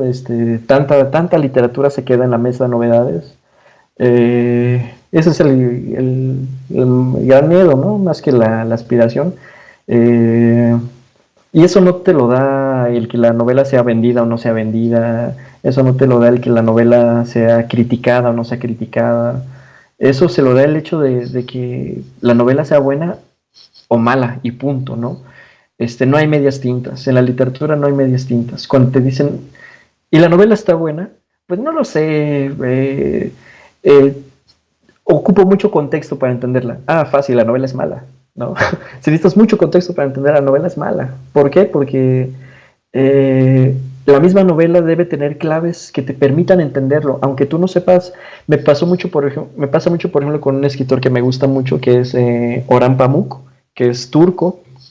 Ese cuate, pues, te habla novelas históricas en Estambul en el siglo XVI, ¿no? Entonces, yo no sé nada de Estambul en el siglo XVI, y sin embargo no importa, porque leyendo la novela voy entendiendo absolutamente todo, todos los movimientos artísticos, los movimientos literarios, poéticos, arquitectónicos del mundo islámico en el siglo XVI, está autocontenido en Orhan Pamuk, ¿no? Entonces, una novela en la que yo necesite 1 millón de cosas para entenderla, pues o yo soy muy sonso o la novela es mala, ¿no? Entonces, prefiero pensar que la novela es mala. Pero, no, pues definitivamente también toda literatura buena requiere cierto esfuerzo, ¿no? Una novela que te da todo como papilla en la boca también suele ser muy mala, ¿no? Porque eh, por las acotaciones, no sé, eh, yo creo que los dos peores escritores que existen es el que cree que su público es estúpido y entonces le está explicando absolutamente todo, o el que sobreestima la inteligencia del lector y le pone tantas claves que la novela se vuelve terriblemente brumosa. Entonces a mí me gusta, más que una proyección me da miedo, ¿no? De repente estar en alguno de esos dos eh, eh, partes omnímodas, ¿no? Del globo terráqueo, ¿no? Entre el que subestima o el que sobreestima al lector. Yo creo que, yo creo que mi aspiración es que el lector merezca mi novela, así como yo merezca a ese lector, ¿no? Porque yo creo que debe también ser recíproco, debe ser. Y vuelvo a Daniel Johnston, ¿no? O sea, a mí me encanta haber encontrado a este compositor, a este cantautor, porque siento que me está hablando a mí, ¿no? Y me gusta pensar que merezco esas canciones que él está cantando. Entonces yo creo que a Daniel Johnston le hubiera gustado que alguien diga, yo quiero que alguien me escuche pensando en sí mismo y pensando en esto que yo estoy cantando. Entonces una novela que tú lees y que se te pasa de largo, que ni siquiera recuerdas a la trama, que ningún personaje se te hizo entrañable, pues es basura, ¿no? Y yo creo que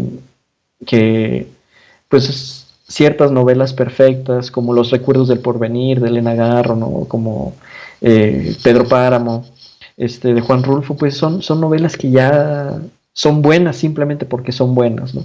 Y ya, yo creo que eso es a lo que aspiro, a escribir una buena obra. Ok, vaya.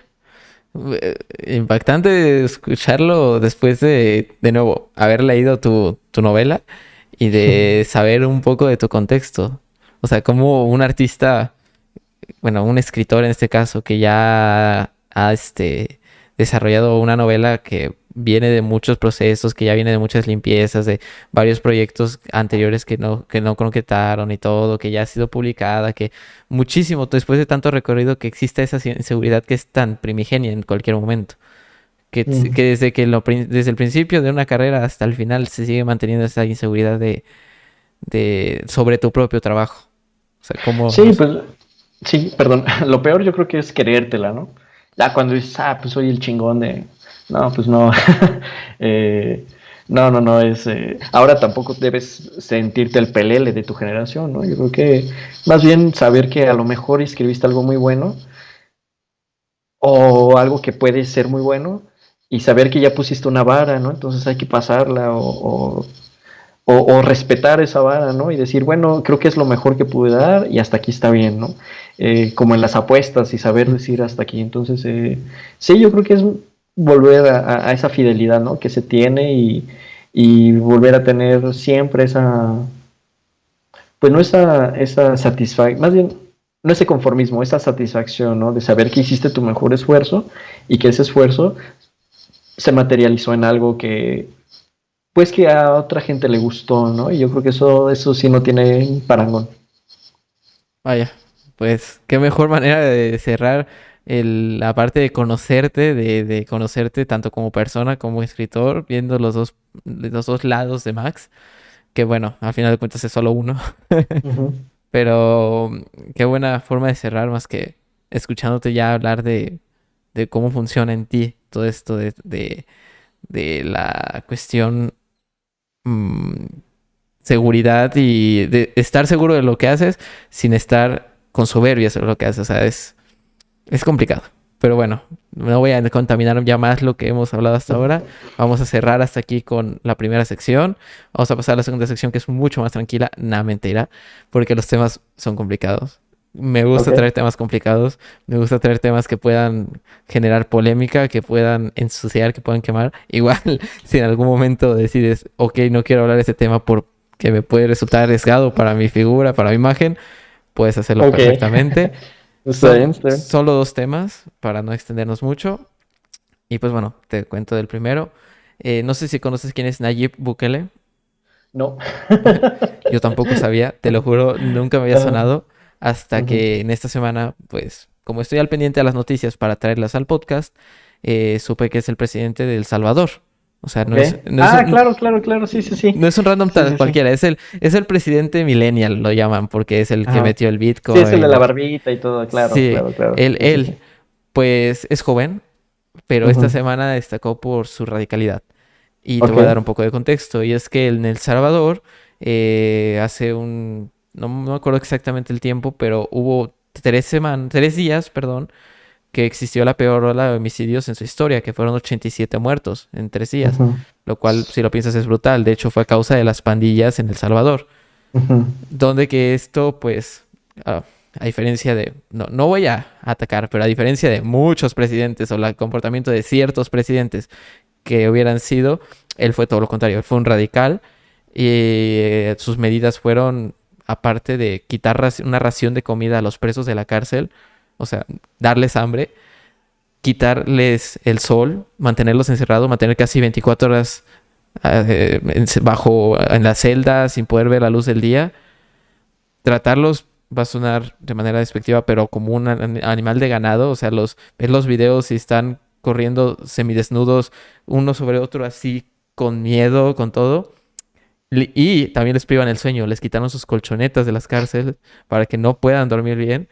Y aparte aumentaron las condenas arriba de 50 años a los que Ah, sí. estén tomando, a todo pandillero que estén tomando, y 65 si es alguien involucrado con el gobierno que esté siendo corrupto y apoyando a las pandillas.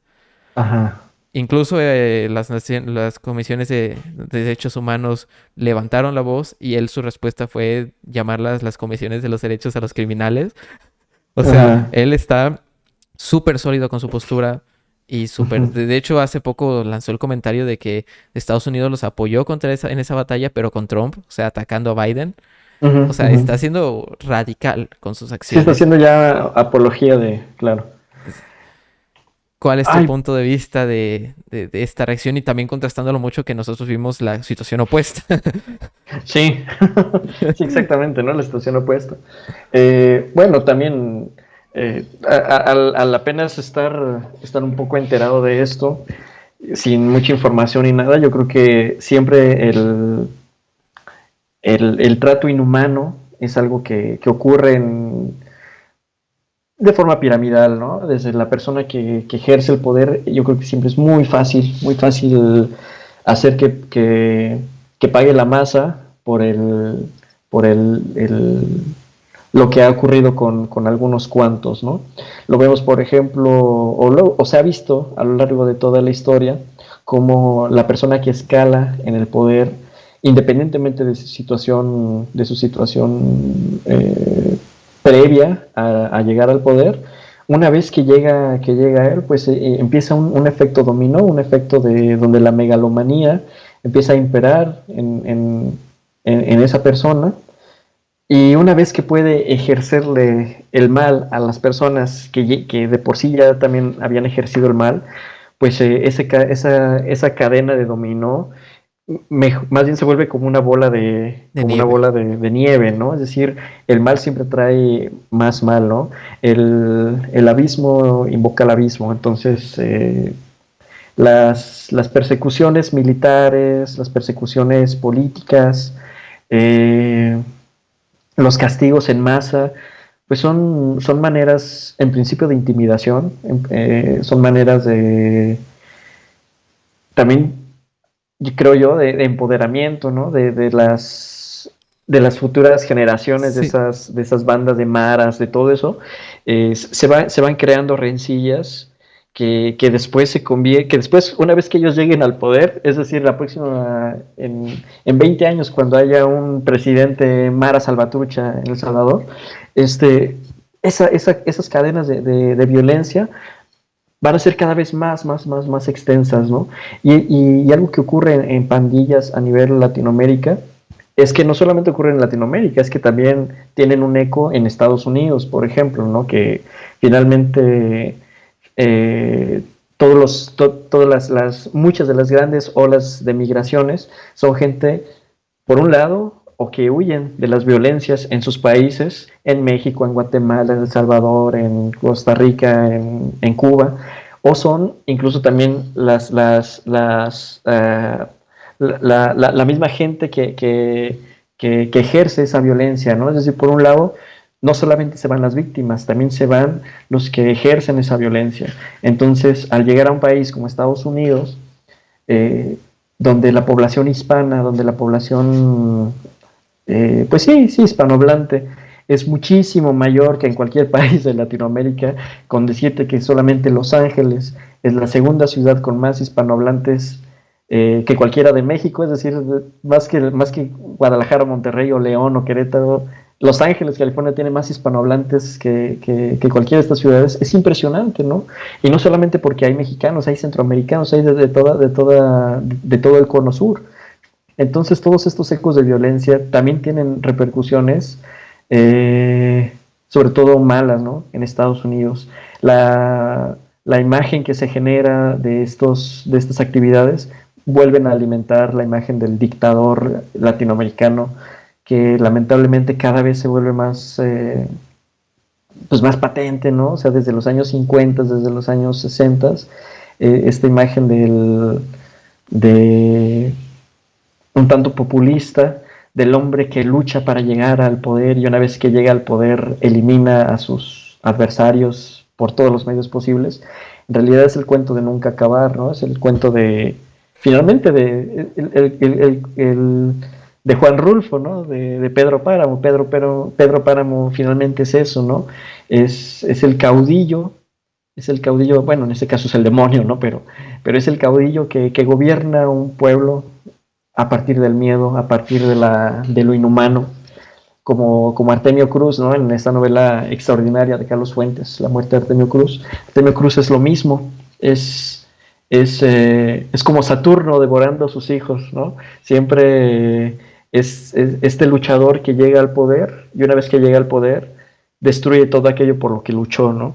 sí. Y eso se manifiesta muy evidentemente, ¿no? En los ejercicios de poder de los gobernantes en Latinoamérica, o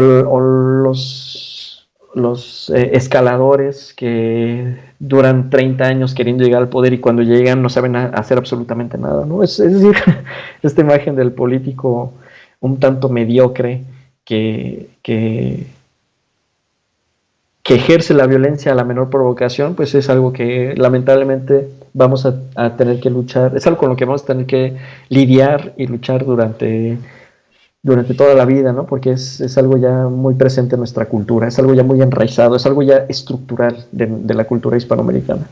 Es un problema arraigados. Sí, Es sí, sí. que, bueno, bien se dice, la violencia solo genera más violencia. Y, por ejemplo, en los crímenes siempre se buscan caos, se busca todo.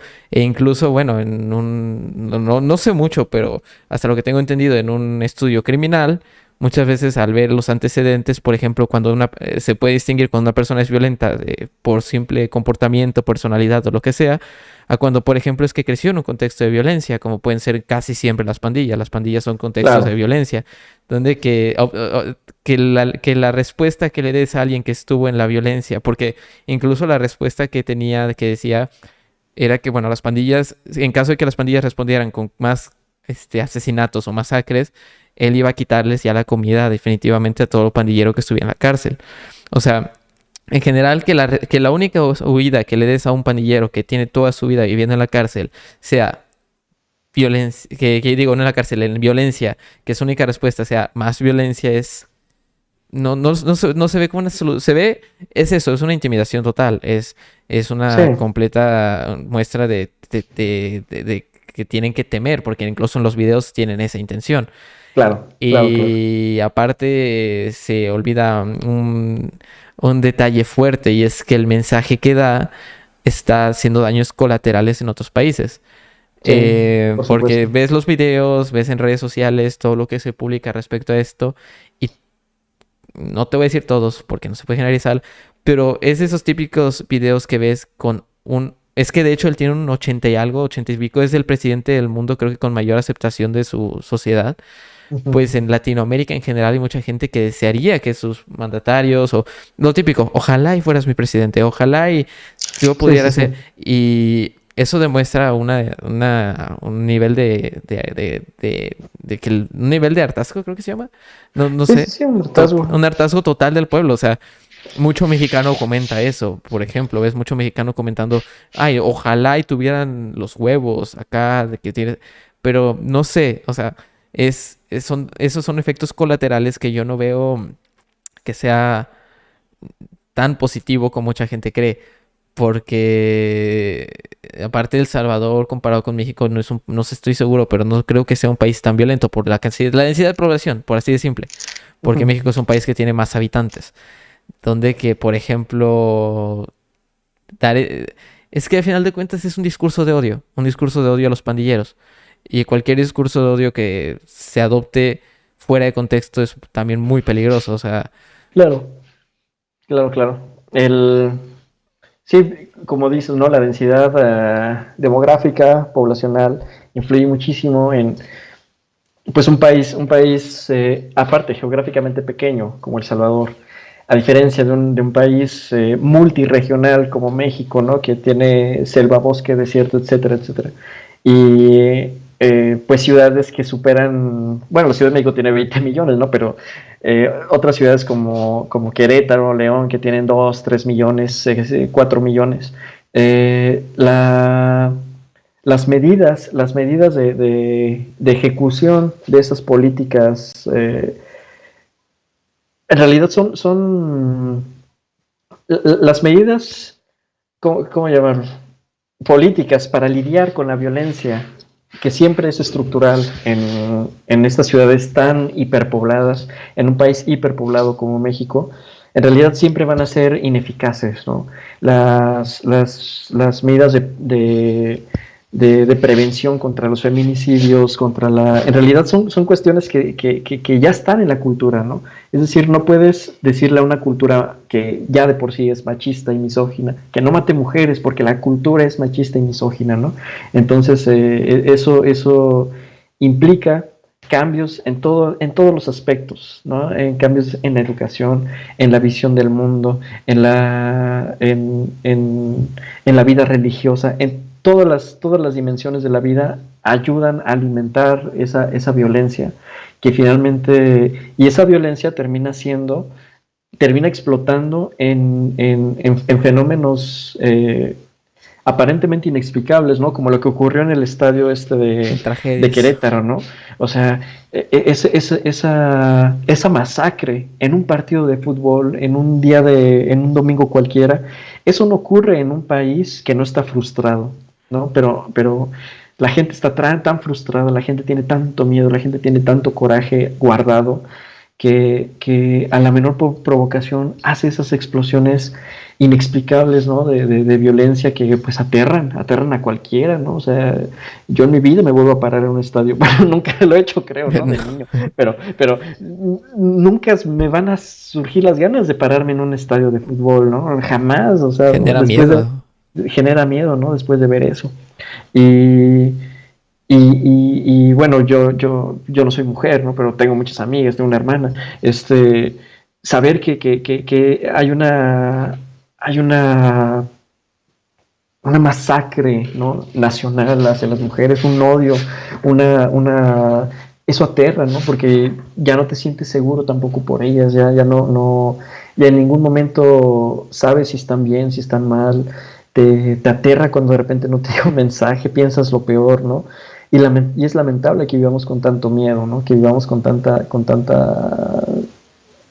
desigualdad en todos los sentidos, que solo generan más y más y más violencia, y que en verdad las autoridades no puedan hacer absolutamente nada, porque pues un tlacuache que está en el poder durante 6 años no puede hacer absolutamente nada, ¿no? O sea, y menos si no se le dan continuidad a proyectos, ¿no? Proyectos de educación, proyectos de abastecimientos, de recursos, de todo termina alimentando más y más violencia, ¿no? Entonces, la verdad es que no se le ve fin a todo esto y yo como escritor me pongo a pensar, ¿y yo qué demonios hago escribiendo, no? Dentro de todo esto, o sea, Pero eso ni es siendo el la... presidente es una situación que puedas solucionar. O sea, No, es horrible, es horrible. Pero bueno, es algo con lo que el hombre, el ser humano ha lidiado toda su existencia, ¿no? porque Y lamentablemente cada vez va empeorando. Como decía José Emilio Pacheco en un poema, el mundo siempre se está acabando y nunca termina de acabarse, ¿no? Entonces es horrible eso. de hecho es tan extraño como que íbamos en la época de mayor paz a nivel mundial, la época de mayor comodidad, la mejor esperanza de vida, el mejor desarrollo humano, todo eso que íbamos en la mejor situación y la situación como estamos, o sea, es complicado, es súper complicado. Sí, Pero bueno, dejando un tema complicado para saltar a otro tema bastante complicado que también tiene que ver con la sociedad y una situación que acaba de ocurrir hace muy poco tiempo, la cual es lamentable. Es el caso, no sé si el caso, algo acerca del caso de Vani. sí, No la sé. chica que desapareció, ¿no? Bueno, la Exacto. que desaparecieron. Ajá. Pues Eso sí.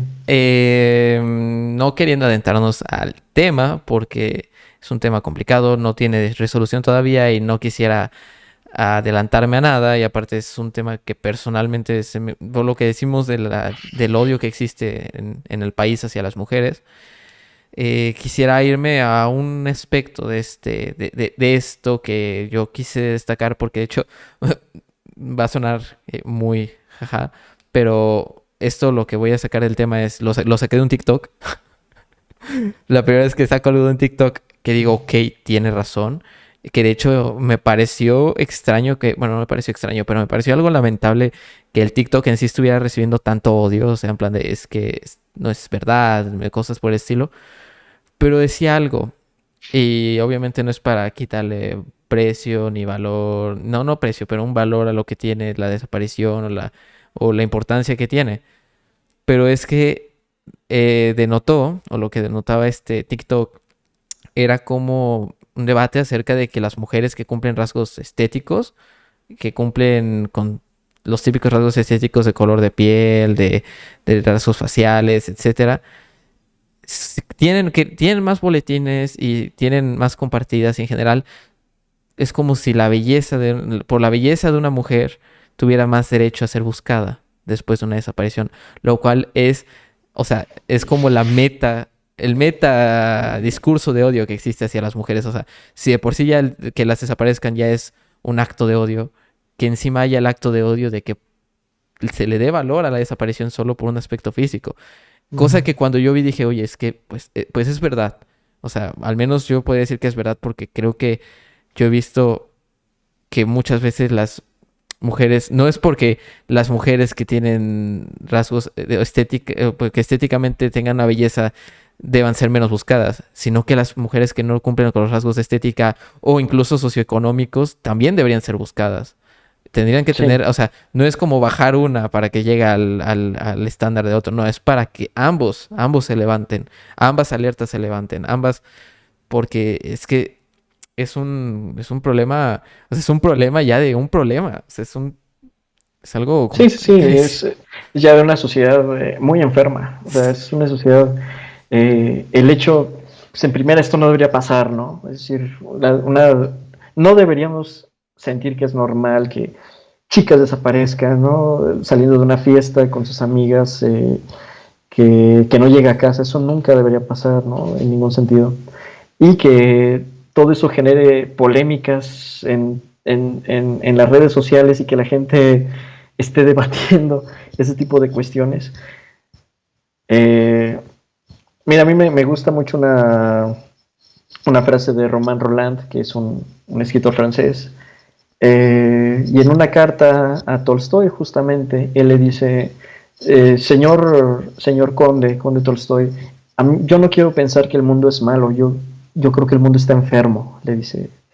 Y a mí me gusta pensar un poco eso, ¿no? Es decir, me niego a pensar que el mundo allá afuera es malo porque, no sé, o sea, hay tantas cosas buenas en este mundo como para que ocurran esas desgracias todos los días, a todas horas, en cada rincón de México. Yo quiero pensar que hay hay algo que puede curarse, ¿no? No quiero pensar que es algo que está podrido y que no se puede cambiar. Eh, Te digo, me aterra mucho encontrar a alguien que yo ame, que yo quiera en esa situación, obviamente por la cercanía, pero al verlo todo el día bombardeado, alerta Amber, se busca esta chica, en ya verdad duele de por sí. ya duele de por sí, ¿no? Ya aterra. Alguien que vive en tu misma colonia, alguien que, deja tú que viva en tu misma ciudad, en tu Vive mismo en tu pueblo, mismo ¿no? país, vive, es tu Sí, no, misma no, no, no. especie. Sí, es alguien que vive en tu calle, es alguien con la que tú estudiaste en la universidad, es alguien que, híjole, eso es horrible. Y aparte ya lo tenemos tan interiorizado que de repente cuando tenemos esos planes de, voy a ir no sé, a San Miguel de Allende. Oye, pero te cuidas, está muy peligroso. O sea, vengo de Veracruz, no te preocupes, ¿no? O sea, qué horrible que estemos tan familiarizados con esa violencia, ¿no? Que yo recuerdo todavía un poco más joven, ¿no? Haberme ido de raid con mis amigos a Yucatán y fue una experiencia padrísima. Y ahorita yo no me imagino haciendo eso, ¿no? Yo no me imagino andar en una carretera medio borracho pidiendo raid, no, no, no, qué pesadilla, qué miedo, ¿no? Qué miedo. Y qué triste pues por nuestra generación que nos está tocando esto y por las siguientes generaciones que yo creo que les va a ir peor. Pero bueno, me gustaría ser optimista, pero pues no veo cómo. La verdad es que no veo cómo ser optimista y, y pues sí, pues es el pan de cada día eso. Aunque, bueno, sí hay formas optimistas de ver las situaciones, porque la gente ya se está levantando, la gente ya se está hartando, la gente ya está intentando hacer cosas. Obviamente ahorita las medidas es pisar, pisar en terreno que no ha sido recorrido, va a haber caídas, puede haber cosas que no van a quedar, que no van a cuadrar, pero también en general estamos en una época de transición. Socialmente estamos totalmente caóticos, no como sociedad, como culturas, como todo estamos de una manera muy individualmente estamos en una época Sí, muy caótica donde que quizás sí haya una esperanza de que todo esto en algún momento se asiente para un futuro más prometedor, un futuro más prometedor. No se puede asegurar ni que sea malo ni que sea bueno, pero siempre sí, que tener la no sea, esperanza. sí, que no tenga que lidiar con estas cosas, ¿no? que no deberíamos estar lidiando. Exacto, de hecho, sería lo ideal y más que nada porque también afecta a cosas como hasta el simple hecho de que antes era como, ok, tener un hijo, una hija y ya, pero actualmente tener una hija es un terror. Tener una Sí, hija es un terror, es una situación que ojalá y poder vivir lo suficiente para ver cómo cambia. sí. Una- Y que un- haya agua en ese entonces. que haya agua, Sí. definitivamente que haya No, agua. no, no. Hablando de problemas, no hay agua. Agua y aire, ¿no? Sí. Pero bueno, ya para cerrar, después de bajar, subir, subir, bajar, una ola de emociones durante el podcast, Sí, sí, sí. quiero darte completa libertad, completa voz, lo que tú gustes para decir una anécdota, una historia, una experiencia, un aprendizaje, un mensaje en general que quieras guardar, que quieras inmortalizar en este podcast. Eh, bueno, yo creo que a propósito ya de que salió Romain Rolland, que es ese escritor francés que yo admiro mucho, que me gusta mucho, que de hecho ahorita estoy traduciendo, entonces eso, por eso lo tengo tanto en la mente, a él, sus cartas con Tolstoy, es algo que ahorita son dos figuras que admiro mucho. Me gustaría compartir algo, ¿no? Un poco de ese pensamiento de este hombre de principios del siglo XX que tenía una visión muy, muy clara del mundo y eso es algo raro, eso es algo difícil de encontrar en una época de entreguerras, ¿no? Él escribe entre la Primera y la Segunda Guerra Mundial y Roland, en un ensayo sobre Tolstoy, él dice que lo que más admira de Tolstoy es el espíritu libre, porque el espíritu libre no está sujeto a nada, ¿no? Valga la redundancia, sé que es bastante redundante, pero es muy bello ese pensamiento porque tú puedes tener la libertad de creer en Cristo, de ser marxista, de ser lo que tú quieras, pero siempre el espíritu libre nunca va a aceptar ninguna verdad dada, ninguna verdad que le venga de fuera la va a aceptar como propia. Dice Roland que más vale, lo estoy citando casi dice Roland, más vale una verdad a medias, pero que sea una verdad conquistada por uno mismo, a una verdad totalmente entera, pero que te haya sido entregada por alguien más. Porque esa verdad que tú encuentras eh, media tajada, rota, con muchos agujeros, podrá ser una verdad a medias, pero es una verdad sincera, ¿no? En cambio, una verdad que esté muy pulida, una verdad que te le estén entregando prácticamente frente a ti, que te le esté entregando el Estado, que te le esté entregando la iglesia, que te le esté entregando tu mentor, en realidad termina siendo una mentira, ¿no? Yo creo que es uno de los pensamientos más bonitos que yo, de los más bonitos que he leído. Eh, y pues me gusta compartirlo ahorita, ¿no? Eh, con el espíritu, esta idea sobre el espíritu libre que yo creo que nos hace tanta falta en esta época en la que todos nos regimos por algo, ¿no? Por el influencer, por el músico, por el qué sé yo, ¿no? O sea, estamos tan tan sumergidos en la opinión de los demás que a veces no escuchamos nuestra propia voz interior y pues me gustaría compartir esta idea, ¿no? De la búsqueda de uno mismo, de las verdades, aunque no sean las mejores, pero siempre van a ser nuestras. Vaya, una increíble aportación que no planeo ensuciar con ninguna respuesta. Porque ya con eso se cierra el podcast. Una increíble participación de Max Sousa, muchísimo aprendizaje, muchísimo por entender. Espero que en verdad disfruten tanto como yo disfruté teniéndolo como invitado y espero que él haya disfrutado estar en el podcast y Muchísimo, hablar. muchísimo, Gerson. No tienes idea, me la pasé muy bien. Ni me di cuenta que ya pasó casi 2 horas. Sí, casi 2 horas. Sí, sí. En verdad agradezco muchísimo tu participación y vaya, no es la última, volver a estar por Sí, aquí no, pronto. para nada, Sorpresitas se vienen. Estoy, estoy puestísimo para cuando me vuelvas a invitar. Claro, Gracias. y yo encantado, un invitado estupendo. Y pues bueno, vamos cerrando el podcast. Su libro, no sé si alguna Ah, otra. bueno, La verdad también estoy un poco perdido porque la primera edición se agotó. Eh, la publicó la Universidad Veracruzana y después hizo una reimpresión.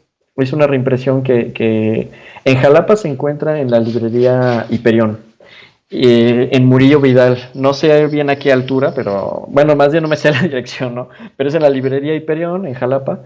Eh, ya no sé si se va a hacer ahorita otra reimpresión y espero que ya se pueda encontrar en las librerías de Educal.